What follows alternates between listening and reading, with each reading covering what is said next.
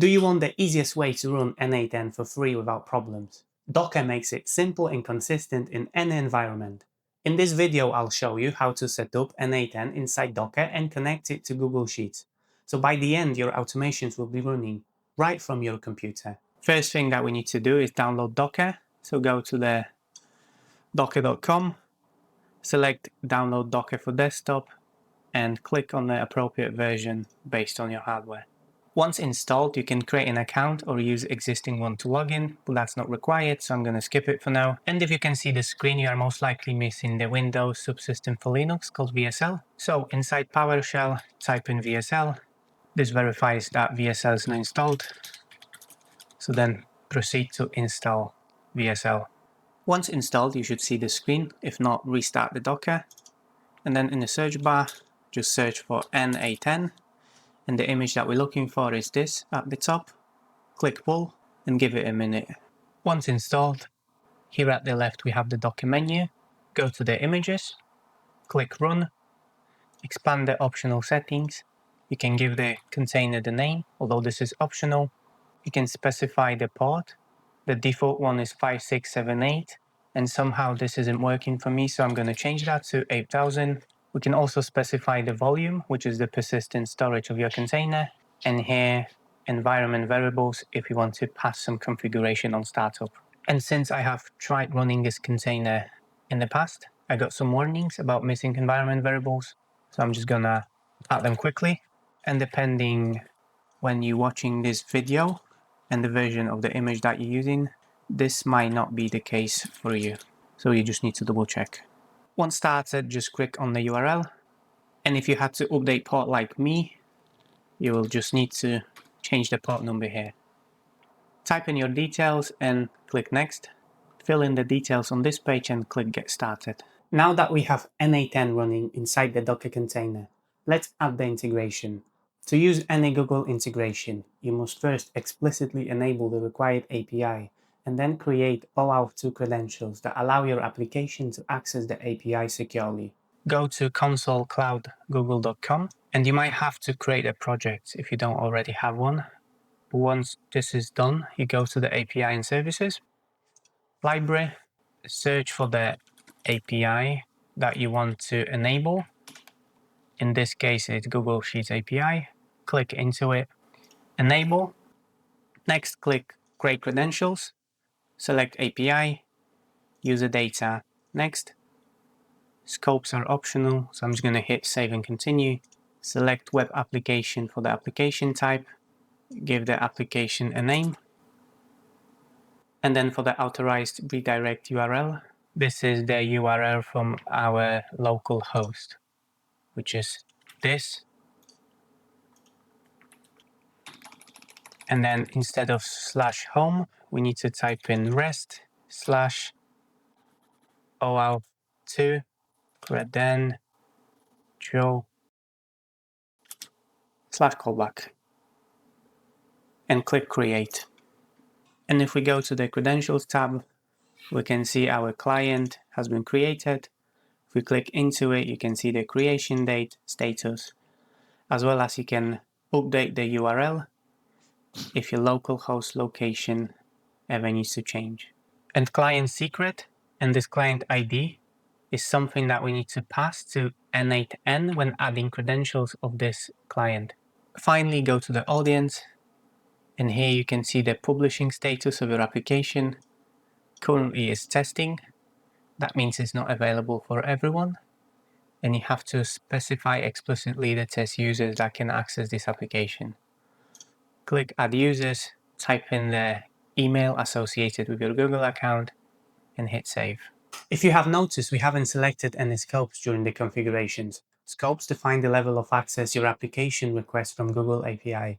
Instead of enable everything, start with no scopes and only add what you need. For example, a read-only if you only just need to view the data. This follows the principle of least privilege and keeps your integration secure. With this in mind, let's add this integration right now. Inside N8N container, go to the credentials, add first credential, search for the appropriate API integration, click continue, paste the client ID, paste the client secret, click Save, sign in with Google, and follow on-screen instructions. Now, if you can see this page, the configuration is probably working. However, if you don't, the redirect URL might have incorrect port if you had to override yours. When running N8N inside Docker, it's important to understand that the application listens on its default internal port, 5678, while you might expose it on a different external port, for example 8000, like I did when starting the container. This means that although you can access N8N at localhost 8000 inside the container, it still runs on 5678. Since N8N automatically generates the OAuth2 redirect URL based on its internal configuration, and this cannot be changed manually, the redirect might incorrectly point to the old port. To fix this, you need to recreate the container and pass the webhook URL with the correct port number, so that N8N generates the correct external URL for the OAuth2 callback, ensuring it matches the redirect URL you have configured inside the Google API settings. Let's quickly test this integration. I have created a sample spreadsheet that has some basic data with 4 different tasks, and I'm going to attempt to retrieve that using the workflow. So back to N8N, go to workflows, start from scratch, add the first step, search for Google Sheets, and then on actions, get rows in a sheet. Here we're going to select our OAuth2 integration from the Google Sheets that we have created previously. As a resource, we're going to specify a sheet within the document. Operation get rows, which means retrieving the data. By ID, the ID exists inside the URL, as well as the default name of the sheet that we're trying to retrieve. Click Execute Steps, and as you can see, we have managed to retrieve the data. So that verifies that the integration has been successful and we can successfully retrieve data. When running stuff in Docker, Docker volumes are essential for making sure your workflows, credentials, and execution data are not lost when containers are recreated. By default, if you only run N8N inside a container without a volume, the data is stored inside the container. That means the data will persist as long as you can keep the same container running. You can stop it or restart it, but the moment you delete that container and spin up a new one, all your workflows and settings will be gone. This is not uncommon. As your application evolves, you might need to change some settings or pass additional variables on startup. Volume solves this by providing persistent storage outside the container lifecycle. For example, if you mount a Docker volume to its default location, any workflows or credentials you create inside N8N will be saved in that volume. Even if you destroy the container and launch a new one, you can reattach the same volume and your N8N instance will load all its existing workflows as if nothing happened. This makes volumes the best practice for ensuring your automation setup is stable and durable across container updates and rebuilds.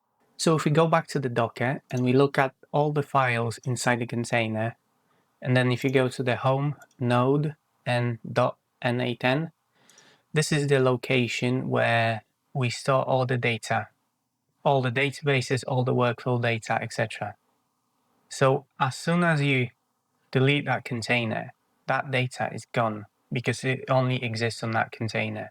The concept of Docker volume is to map this data onto a location on your PC.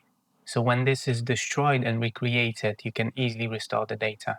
Let me show you how to do this. So I'm going to stop the container and delete it. So now my data is gone. So let's start a new container with a Docker volume. I'm going to give the container a name, set the port to 8000. Basically, I'm going to recreate all the settings I had before on top of attaching a Docker volume.